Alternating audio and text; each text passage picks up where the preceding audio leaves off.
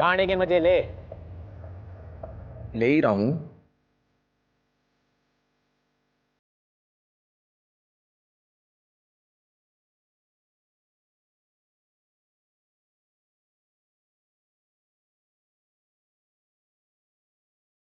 इन्हें भी आज ही मिलना था। फिक्र मत करे, आराम से निकाल देंगे।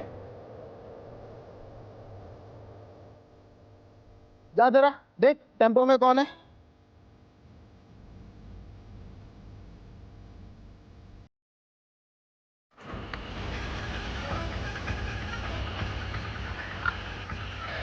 इतनी रात को कहाँ चली सवारी?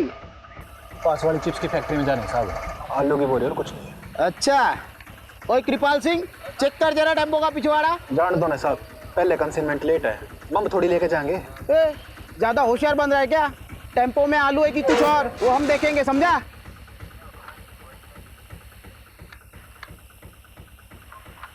आलू ये साहब। अच्छा बेटा, हमारे कंसाइनमेंट का क्या? अरे महंगाई कितनी बढ़ गई है, आलू 30 रुपया किलो हो गए हैं। अरे इतनी महंगाई में हमें भी तो अपना घर चलाना पड़ता है ना। इतनी महंगाई में हमारे दम आलू निकल रहे हैं। समझ गया साहब। हाँ ए बंद कर, जान दे इसको। ए खोल। हाँ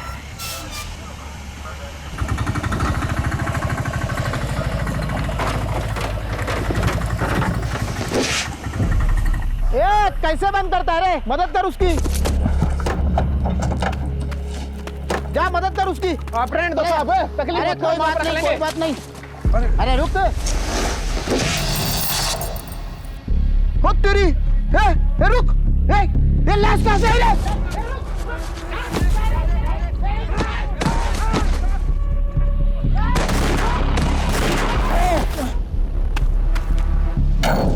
चल चल चल।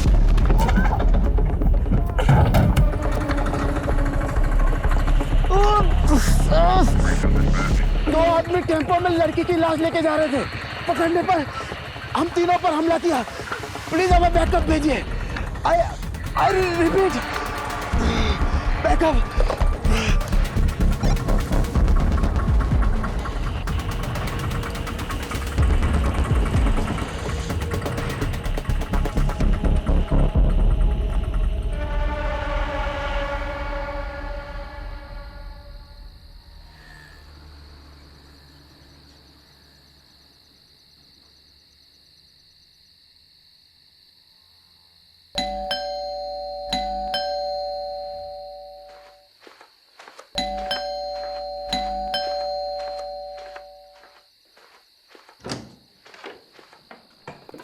मुझे लगा तुम अपने पापा के यहाँ हमेशा के लिए रुक गई। तुम तो यही चाहोगे ना कि मैं यहाँ से चले जाऊँ, ताकि तुम अपनी माँ की पसंद की लड़की के साथ शादी कर लो। अगर यही सब करना था तो मेरे साथ भागकर शादी क्यों की?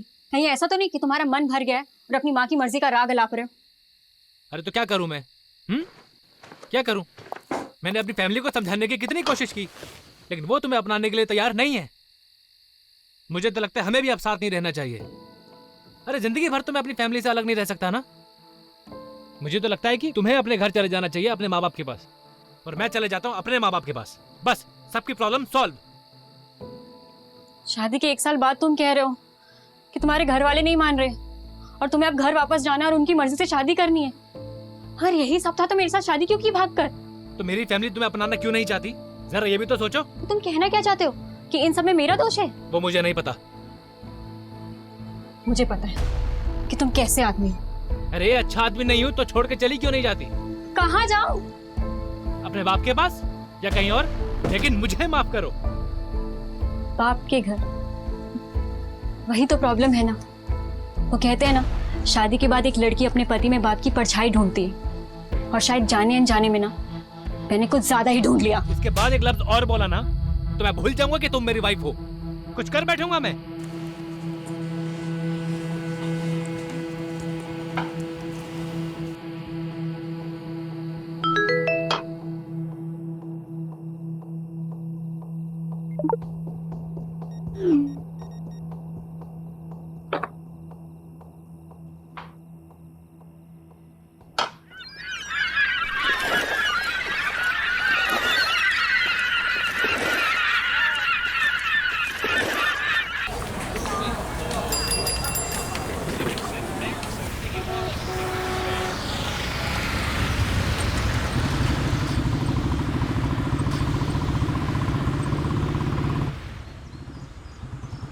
Actually, the report suggests that your sperms are slow swimmer and your wife uterus creates an Mr. Rathod. आप सुन रहे हैं ना?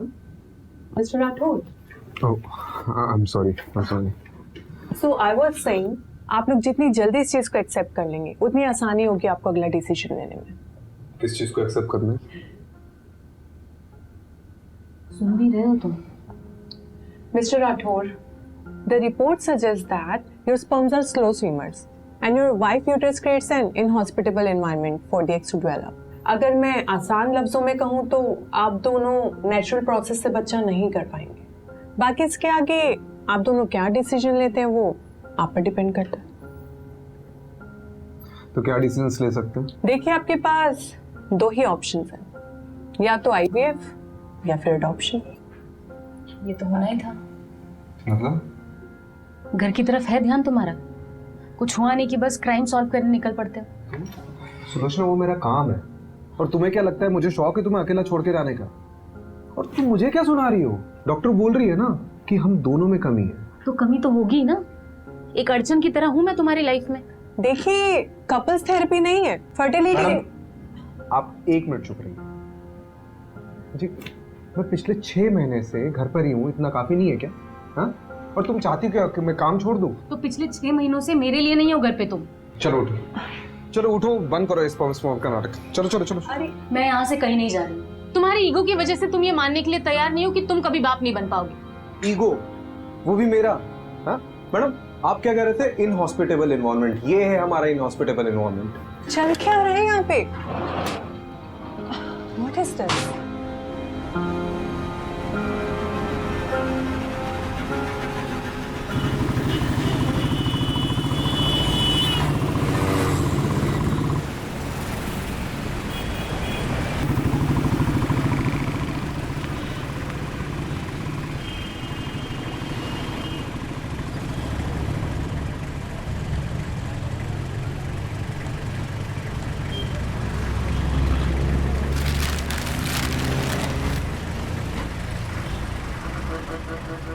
मुझे नहीं पता था कॉलेज के बाद शैलेश ऐसा निकलेगा।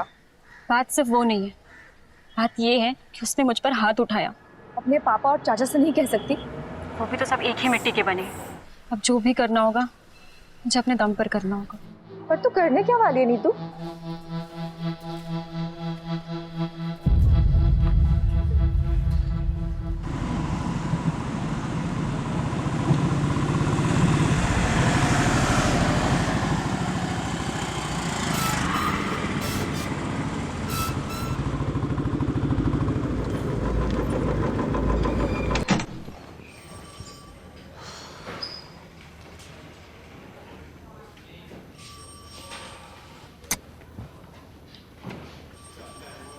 वो कहते हैं कि सुबह का भूला अगर शाम को घर को लौटे तो उसे भूला नहीं, पुलिस वाला कहते हैं। सारी दुनिया बदल जाएगी लेकिन तेरी बातें नहीं बदलेगी कमलेश। कैसा है? एकदम बढ़िया सर। बस सोचा था कि आपके जाने के बाद इस केबिन पे मेरा एक छत्र राज होगा। दिन में सपने देखना बुरी बात है। अपने पुराने पार्टनर का ऐसा स्वागत करेगा? नहीं नहीं। पटवर्धन, साहब के लिए चावल भर कर एक कलश लेकर आओ, साहब का स्वागत करना है। सर बासमती लाऊं या फिर सादा लाऊं? मेरे बाप, आप रहने दो, जाओ। अब मेरी पुरानी केस फाइल्स नहीं दिख रही है, तूने देखी क्या? हैं? आपको नहीं पता क्या? आपके सारे पुराने केसेस किसी और ऑफिसर को सौंप दिए हैं। किसको? एक कोई लेडी ऑफिसर 3rd फ्लोर पे। मुझसे बिना पूछे किसने डिसीजन लिया? नितिन सर के अलावा जरूरत और कौन कर सकता है? You know, जब तुम्हारा ही बैचमेट तुम्हारा बॉस बनकर तुम्हारी बजाने लगे ना, तब जाके हम लोग को अपनी औकात समझ में आती है। तू देख नितिन की तो मैं अब। हाँ जाइए जाइए सर, जम के धोना, मैं देखता हूँ। Nitin, welcome back Rajiv. नितिन कुछ बात कर। राजीव अभी मेरे पास टाइम नहीं है, I have to rush to MP Khurana secretary से मिलना। मेरे केसेस किसी और को दे दिए गए। That's because you are assigned to a new crime detection unit. मुझसे पूछे भी ना। What? राजीव, इस डिपार्टमेंट में सबसे पूछ के काम करूंगा तो डिपार्टमेंट चलेगा नहीं। बाकी मैंने तुम्हें पूछना जरूरी नहीं समझा। जरूरी समझा?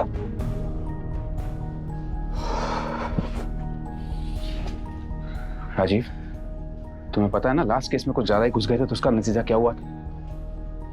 अभी 6 months की सस्पेंशन के बाद लौटा। Don't get too emotional about it. Rajiv, I fully value your space in our department. But right now, I want you to be a team player. फिलहाल के लिए मैं चाहता हूं कि तुम नए नए केसेस हैंडल करो।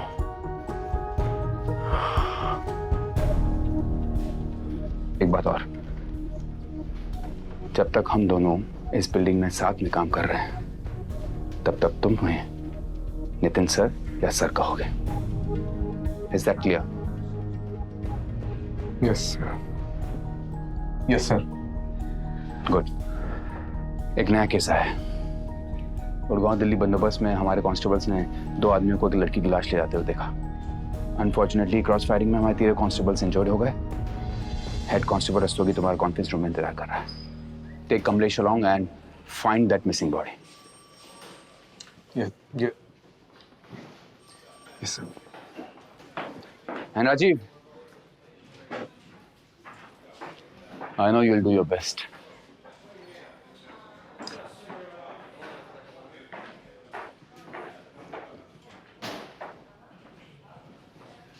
तो सर कैसे धोया?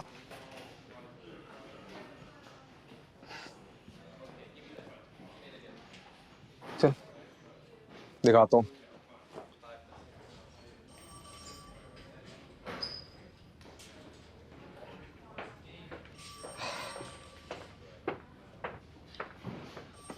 Head constable Shiv Shankar Rastogi.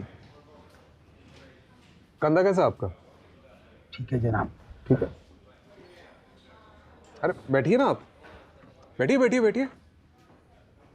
आपको तो पुरस्कार मिलना चाहिए, नहीं? टेम्पो की ठीक से तलाशी नहीं ले सकते थे? अरे ली थी जनाब, लेकिन 1-2 बोरियों में आलू मिले तो मुझे लगा आलू ही होंगे, इसलिए आपने उसे जाने दिया। वो तो अच्छा हुआ कि कांस्टेबल कृपाल सिंह ने टेम्पो का बैकडोर अच्छे से बंद नहीं किया था, वरना ना वो लाश गिरती और ना हमें पता चलता। देखा, ये ऐसे दिखते थे।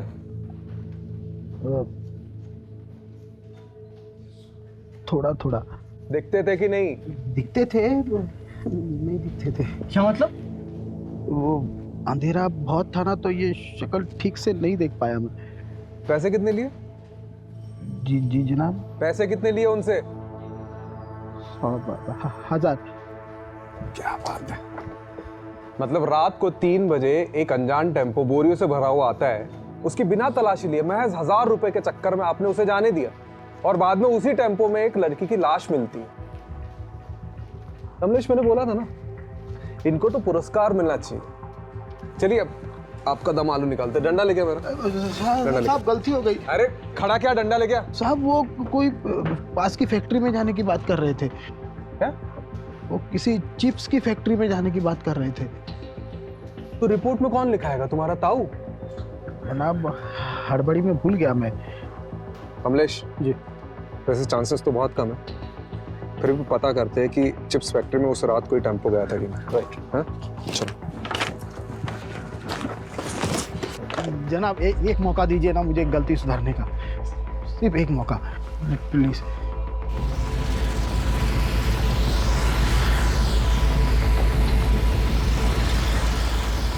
कमलेश, टोल नाके का सीसीटीवी फुटेज निकलवा लो। हाँ ऑलरेडी बोल दिया मैंने, 2 हवलदार उसी में लगे हुए हैं, बस थोड़ी देर में मेल पे आ जाएगा।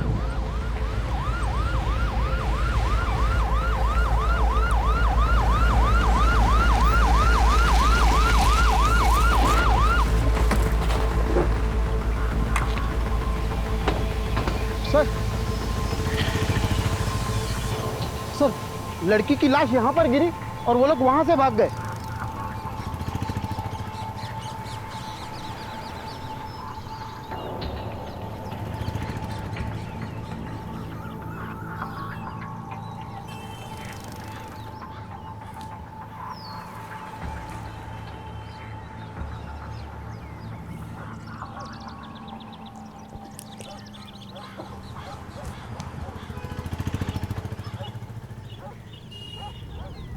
ये अपने साथ क्या कर रहे हैं? ये अपने राजीव साहब का सुपर पावर है। इसको बोलते हैं डिडक्शन।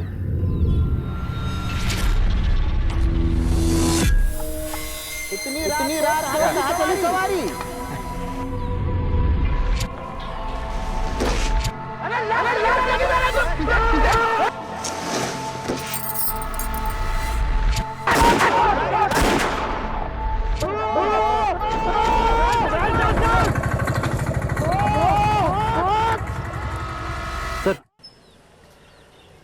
सर, ये कांस्टेबल पटवर्धन ने पास के टोल नाके से सीसीटीवी फुटेज भेजी है।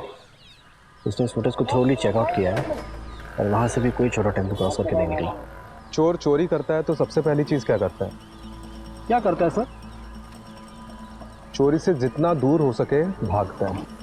राइट। और जिस टेम्पो में भागे थे बीच रास्ते में कहीं ना कहीं तो बदला होगा, राइट? एक काम करते हैं, मैं और रस्तोगी चिप्स फैक्ट्री जाते हैं, वहां बात करते हैं। तुम पास वाले ढाबे में जाओ, वहां पूछताछ करो। राइट। कुछ ना कुछ तो चीज मिलेगी।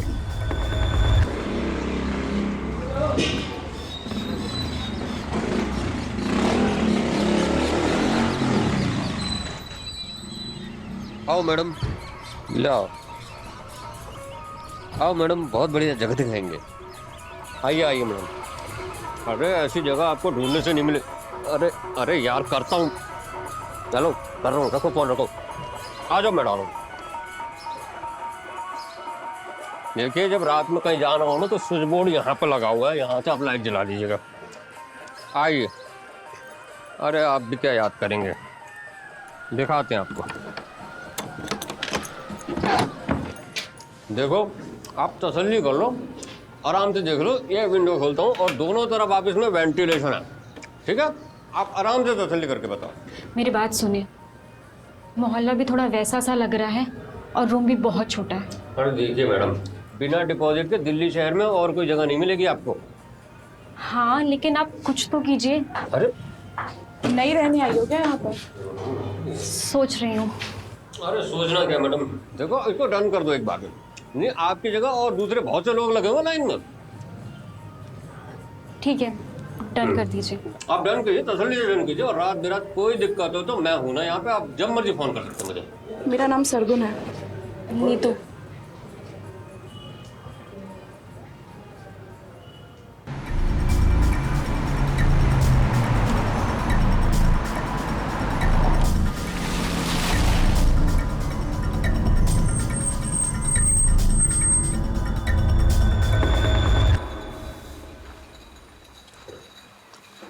सर, ये मैनेजर है। देखो, यहाँ से एक टेम्पो चोरी हुआ है और उसमें आलू की बोरियों में एक लड़की की लाश मिली जो कोई लेके जा रहा था। यहाँ से कोई टेम्पो गायब हुआ है क्या? गायब तो नहीं हुआ, लेकिन कभी कभी हमारे टेम्पो वर्कर्स टेम्पो ले जाते हैं और दूसरे दिन वापस ले आते हैं। शायद उसी वजह से होगा। कई बार 2 से 3 दिन तक हमारे टेम्पो बाहर रहते हैं। फिलहाल कोई टेम्पो है तुम्हारे यहाँ पे? रजिस्टर लाओ।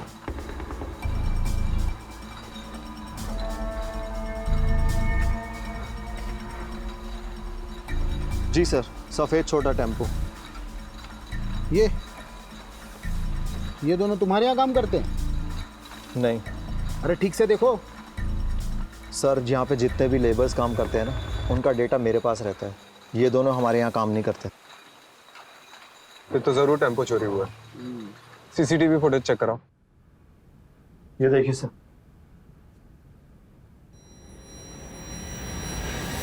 सर, यही टेम्पो था। पक्का? अरे सर, नींद में भी उठा के पूछोगे ना तब भी मैं यही कहूँगा। लेकिन सर, ये दोनों की शक्लें ना ठीक से दिखाई नहीं दे रही हैं। लेकिन रजिस्ट्रेशन नंबर तो दिखाई दे रहा है ना? यस। इसको जमीनी अपाताल कहीं से भी खोज के निकालते हैं। जी सर। नंबर नोट करो उसका। जी।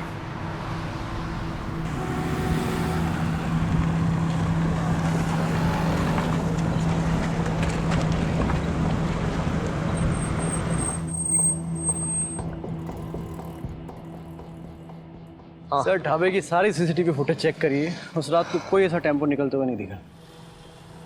मतलब चिप्स फैक्ट्री से पहले टेम्पो चुराया, वहाँ से निकले और यहाँ नहीं आए।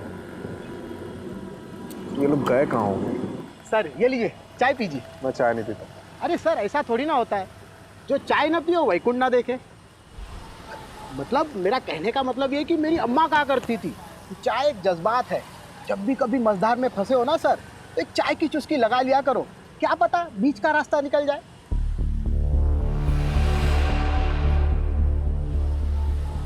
बीच का रास्ता? रस्तोगी जी, ये जो अपना बाईपास है यहाँ से कोई बीच का रास्ता निकलता है? चाहता है ना सर, इसलिए कहा ना सर, चाय पी लीजिए। रस्तोगी जी, आपकी अम्मा बहुत सही कहती थी।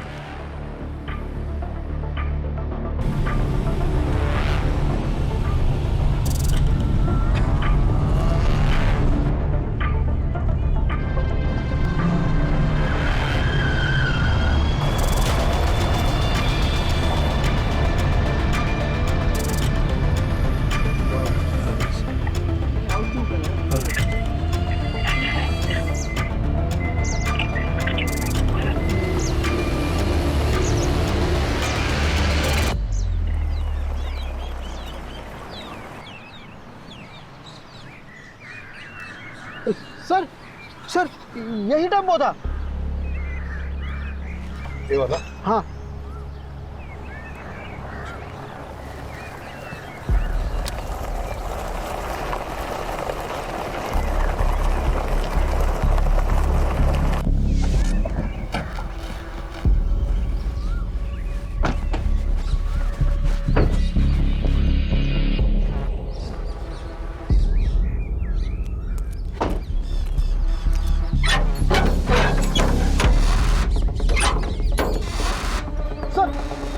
यही टेम्पो था सर।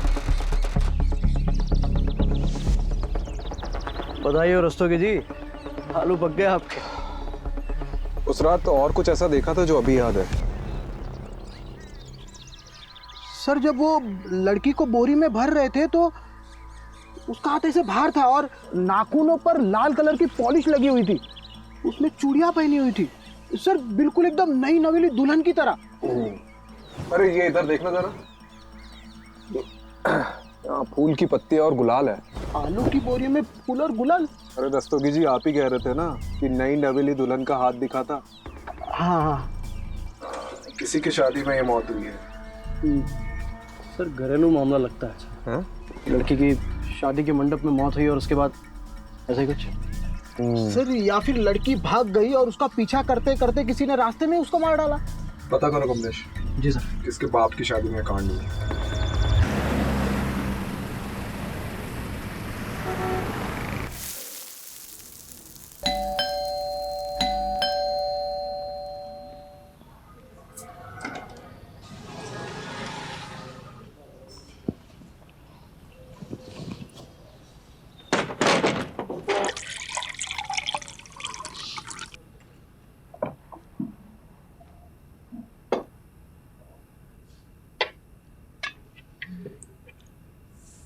आज का दिन कैसा था? Same usual.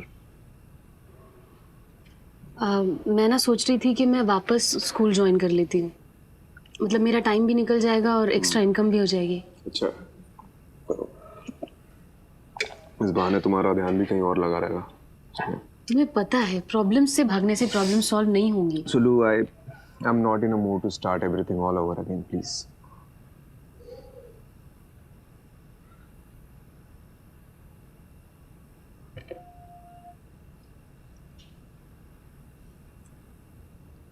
तुमने भस्मासुर की कहानी सुनी है? क्या? भस्मासुर? जब मैं स्कूल में पढ़ाती थी तो अक्सर बच्चों को ये कहानी सुनाया करती थी। क्या है इस कहानी में? भस्मासुर नाम का एक दानव था जो देवताओं की शक्ति पाना चाहता था, तो उसने सालों साल तपस्या की और फिर कई साल बाद उसको उसकी तपस्या का फल मिला। शिवजी स्वयं उसके सामने प्रकट हुए। उसने शिवजी से एक वरदान मांगा कि मैं जिसके भी सर पे हाथ रखूंगा वो भस्म हो जाए। शिवजी ने कहा तथास्तु। बस फिर भस्मासुर का आतंक फैला। वो जहां भी जाता था किसी के भी सर पे हाथ रख देता था और वो इंसान भस्म हो जाता था। खौफ के साथ साथ उसका घमंड भी बढ़ने लगा। एक दिन उसने सोचा कि मैं शिवजी के सर पे हाथ रख देता हूँ। शिवजी परेशान हो गए तो शिवजी इस समस्या का हल मांगने विष्णु जी के पास पहुंचे।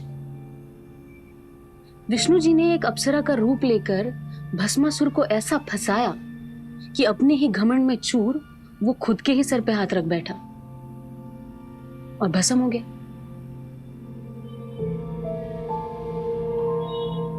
तो उसका क्या मतलब है? इसका ये मतलब है कि भस्मासुर अपने घमंड की वजह से भस्म हुआ था और भस्मासुर नाम का दानव हम सब में होता है।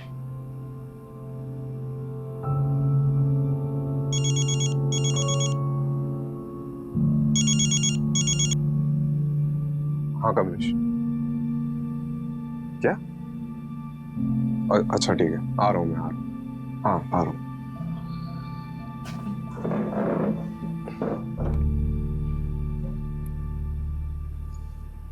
बैरिकेड क्यों नहीं उधर? लगवाओ जाके, जल्दी चेक करो।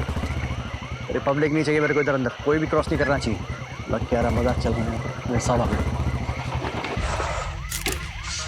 सर 2 दिहाड़ी मजदूर काम से लौट रहे थे, यहाँ कुएं के पास पानी पीने के लिए रुके तो लड़की की लाश दिखी। लाश पूरी फूल चुकी है सर, बड़ी मुश्किल से ऊपर लाए। अभी वही लड़की की लाश है।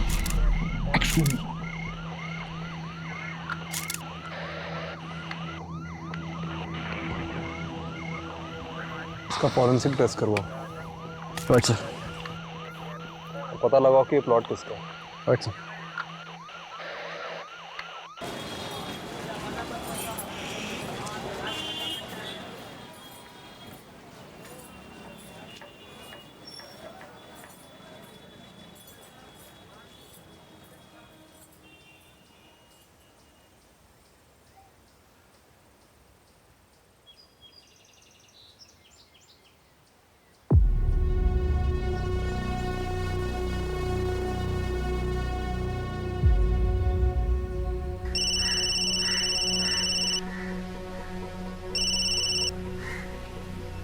बोलो। कैसे हो पापा? क्यों फोन किया यहाँ? एक बेटी को अपने बाप से बात करने के लिए वजह चाहिए। मेरी बेटी मेरे लिए मर चुकी है। तूने शैलेश के साथ भागकर मनमानी कर ली ना, अब क्या चाहिए तुझे? पापा उस बात को कई साल हो गए, आप अब तक नाराज हो। तो तुम क्या चाहती हो? जो भी हमारे साथ हुआ वो सब भूल जाएं? मैं जानती हूँ मैंने आपको बहुत दुख पहुँचाया है। आप गुस्सा करिए, डांटिए, चिल्लाइए, पर एटलीस्ट मुझसे बात कीजिए पापा। मेरी बेटी मेरे लिए मर चुकी है, तू बार बार फोन ना करे कर।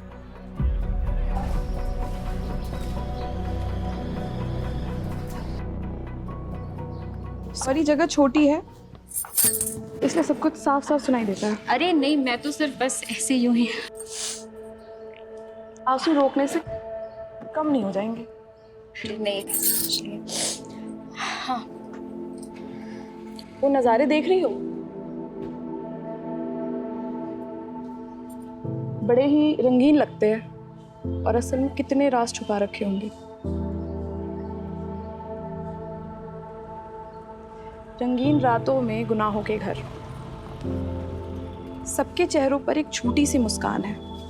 बंद किवाड़ में झांक कर देखो तो एक आंसुओं का सैलाब सा है जो एक दिन इस पूरी दुनिया को डुबो सकता है। बोलती अच्छा, लिखती और भी अच्छा हूँ। खैर, कोई इस दिमाग में देखना ही नहीं चाहता, सबको तो बस जिस्म की भूख है। तुम जिस चीज से गुजर रही हो उससे हम सब गुजर चुके हैं। ये जो हमारी कमियां हैं ये एक तरीके से हमें बांध कर रखते हैं, जिससे हम सबकी कमियां एक दूसरे की ताकत बन सके। और ये ताकत कैसे बनती है? फिलहाल तो एक दोस्त बनकर। इस लड़की की मौत कुएं में डूबने से पहले हुई है। इसके बॉडी में मेडिसिनल एनेस्थेटिक के भारी डोज मिले हैं। मतलब इसकी मौत एनेस्थेटिक ओवरडोज से हुई है। सबसे अजीब बात है कि इसके बॉडी में से यूट्रस गायब है। यूट्रस मतलब? गर्भाशय। और यूट्रस को बड़े मेडिकल प्रिसिशन से अलग किया गया है, जैसे कोई मेडिकल एक्सपर्ट ने किया हो।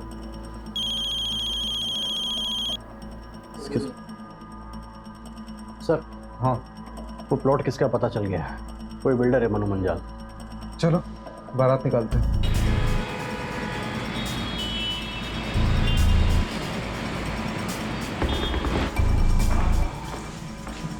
बड़ा बिल्डर लग रहा है। पकड़ भी बड़ी होगी, कंफर्म। चलो देखते हैं।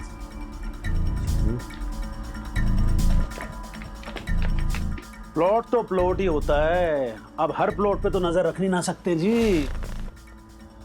लेकिन आपको सिक्योरिटी तो रखनी चाहिए थी ना। रखी हुई है, एक दरबान रख रखा है जी प्लॉट पे। अब वो रात को कहीं बीड़ी बीड़ी फूकने चला गया होगा तो पीछे से आगे कोई बॉडी डाल गया। अब इतने बड़े प्लॉट पे एक आदमी सब जगह तो नजर नहीं ना रख सकता, आप खुद सोचिए। देखा आप इस लड़की को जानते? मैं लड़की वड़की नहीं रखता जी, हम तो फैमिली वाले आदमी हैं। ऑफिस से घर, घर से ऑफिस, साल में 2 बार तो माता वैष्णो देवी के दर्शन करने जाता हूँ जी। लड़की वड़की के चक्कर में हम नहीं पड़ते। अरे भाई साहब, इनके कहने का मतलब ये है कि आपने पहले कभी इस लड़की को देखा है जिसके हाथ में कोई टैटू वगैरह हो? देखा है, अभी देखा है जब आपने दिखाया। बस मैं क्या कह रहा हूँ जी, आप भी कोई प्लॉट देख लो, कुछ पसंद आ गया तो बढ़िया डिस्काउंट दे देंगे, आप लेकर भाभी जी को गिफ्ट कर देना है। या भाभी जी को प्लॉट वगैरह पसंद नहीं है। अच्छा जी, तो फिर क्या पसंद है जी भाभी जी को? बच्चे पसंद है जी।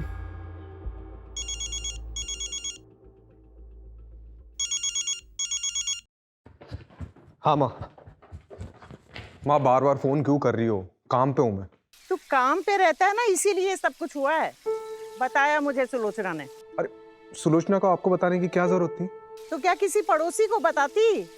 सब मेरी गलती है। तुझे और सुलोचना को अकेले शहर जाने दिया मैंने। अरे माँ, हम बच्चे थोड़ी है, खुद के डिसीजन खुद ले सकते हैं। बड़ा आया डिसीजन लेने वाला। मेरी बात सुन, मैंने सुलोचना को कुछ घरेलू नुस्खे बताए हैं, तू भी बोल देना। और हाँ, एक बात और मैं एक बता देती हूँ। एक बाबा हैं जिनकी भस्म खाने से संतान सुख का सौभाग्य मिलता है। सुलोचना को लेकर के जाना और उनका मत्था टेक करके आना। अरे माँ, क्या नाप शनाप बके जा रही हो? मैं कोई बाबा के चक्कर में नहीं पड़ने वाला हूँ, ठीक है?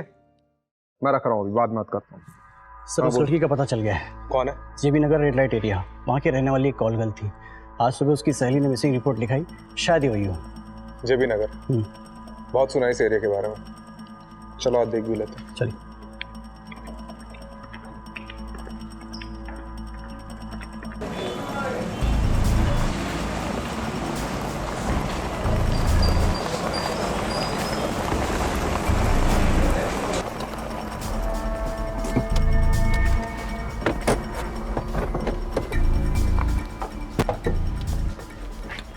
इसे ठीक से देखो, जानती हो सर? इधर ना रिया का,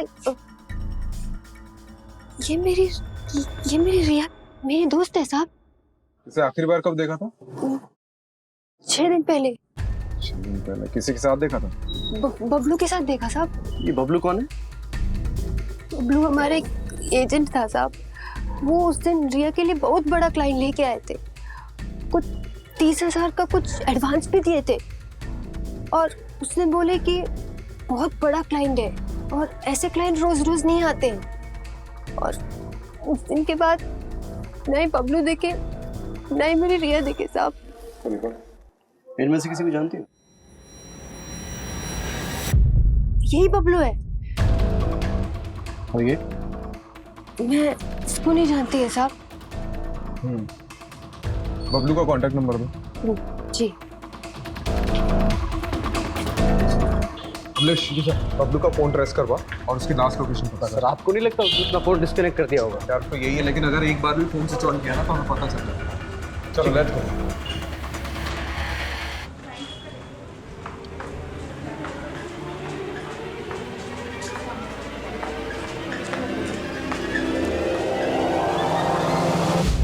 पुलिस इन दोनों शख्स को ढूंढ रही है। आखिरी बार इन दोनों शख्स को दिल्ली हाईवे पे एक लड़की की लाश ले जाते हुए देखा गया था और तब से ये दोनों गायब हैं। गौर से देखिए इन दोनों स्केचेस को और कुछ भी पता चलने पे हमें हमारे टोल फ्री नंबर पे कॉल कीजिए।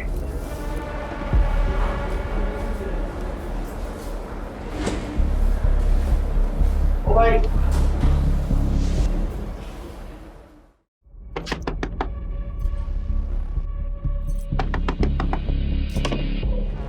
नहीं तो ये लड़का तेरी सारी पैसे की दिक्कत खत्म कर देगा। वो कैसे?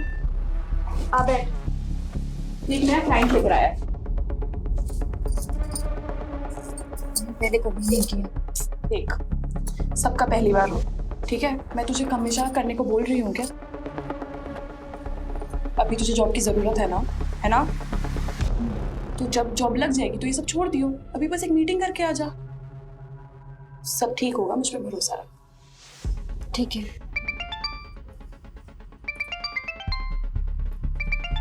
तू असलम से सारी डिटेल्स ले ले, मैं अभी आती हूँ। लेकिन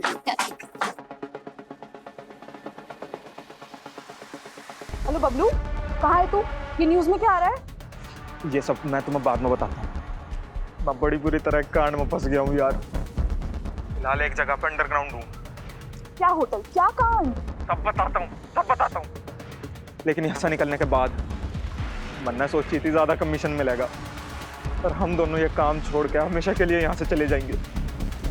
लेकिन मुझे क्या पता थी कि मैं इतनी बुरी तरह फंसूंगा। कहाँ है तू? मैं अभी आ रही हूँ तेरे। नहीं, तुम यहाँ मत आना। यहाँ पहले ही बहुत खतरा है। मैं जल्दी से जल्दी यहाँ से निकलने की कोशिश करता हूँ, और निकलते इन सारी चीजों से दूर जाना चाहता हूँ।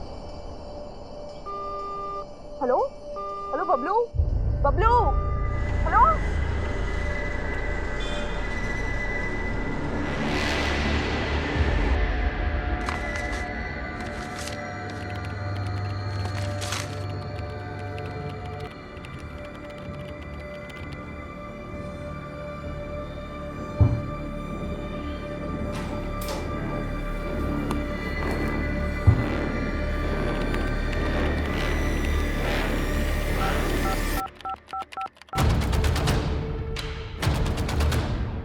बबलू हमारे लिए मुश्किल पैदा कर सकता है, क्या करूं?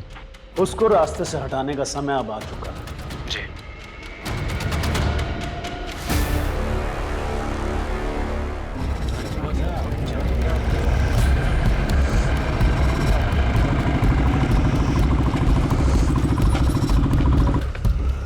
बबलू की लोकेशन कहाँ की मिली? सर शास्त्री नगर के एक होटल की मिली है, पास ही के एक ढाबे के वेटर ने आज सुबह उसे देखा। चलो लेट्स गो।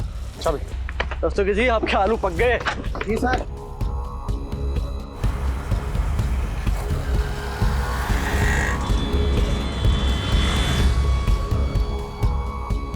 रास्ते की चाबी।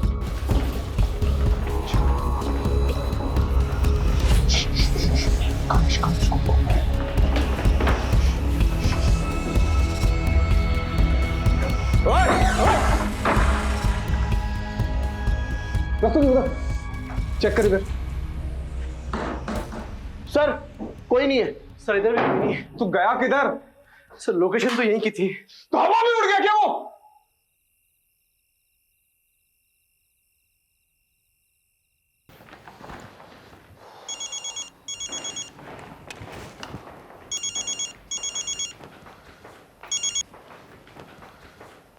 बबलू हाथ से निकल गया।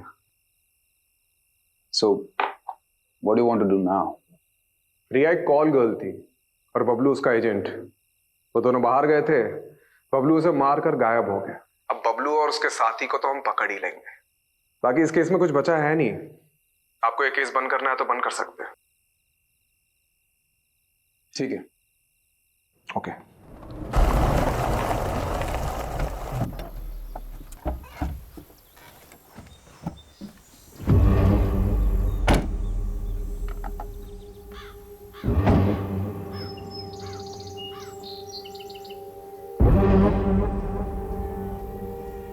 ये कौन सी जगह है भाई? नहीं, आपने तो कही थी सेफ हाउस जाएंगे। इस आगे चल कर जाना होगा। चल।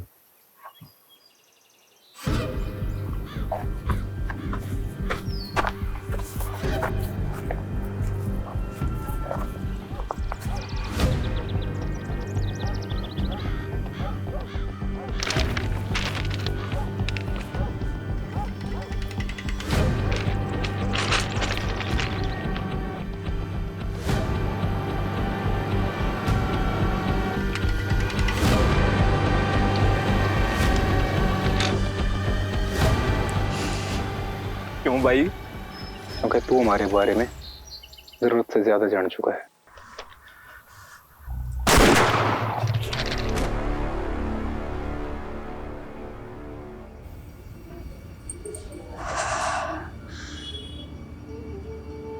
पहली बार और आखिरी बार।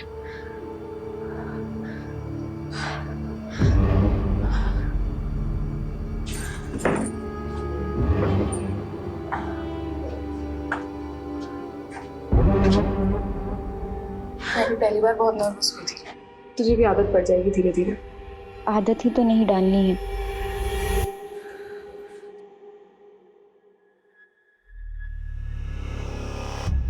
ठीक है, जाओ।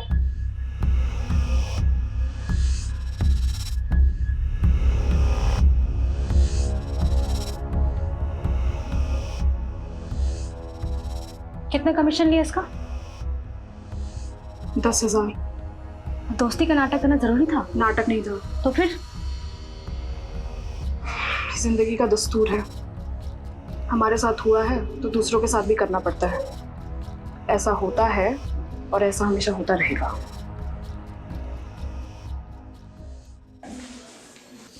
चले सर। अरे रस्तोगी जी, आप अभी तक यहीं हैं, आप घर जाइए अब। सर आपसे इंपॉर्टेंट बात करनी थी। अरे कोई लाश मिली है क्या? जी सर, वायरलेस पे अभी अभी रिपोर्ट आई है, साउथ दिल्ली के पास एक लड़की की लाश मिली है।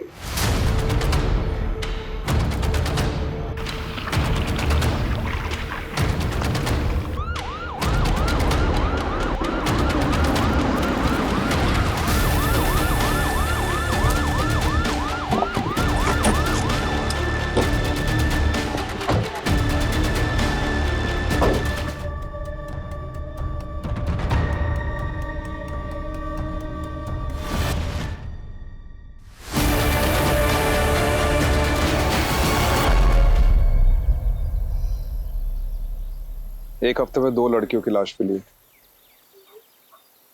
ये कोई मामूली केस नहीं है, ये कुछ बड़ा है और खतरनाक है।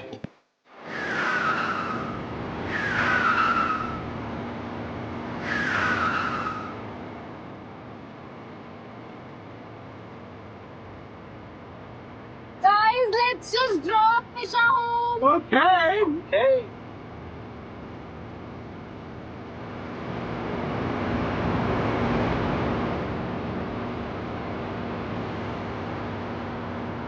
Okay guys, bye. Bye Nisha, good night.